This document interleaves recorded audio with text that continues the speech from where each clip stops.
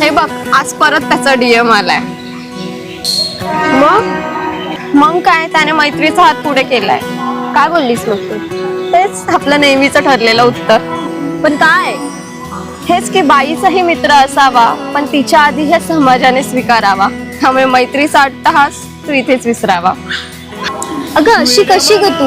तुझं कृष्णही होतात ना कोणाचा तरी सखा. हो बाईचाही मित्र असावा असं अनोखं नातं देणारा जरी तो कृष्ण होता तरी नात्यातलं पावित्र्य समजून घेणारा तो समाजही वेगळाच होता ना. म्हणजे आता कृष्णाने द्रौपदी सारखी मैत्री कोणीच करू शकणार नाही काय? नाही असं नाही, तशी मैत्री करता येईल पण तेव्हाच जेव्हा नात्यातली पावित्र्यता राखली जाईल, जेव्हा खुपणारी प्रत्येक नजर बाजूला होईल. आणि सगळ्यात महत्वाचं मैत्रीची तार अशी प्रत्येकाशी जुळत नाही आणि मैत्री अशी विचारून होत नाही.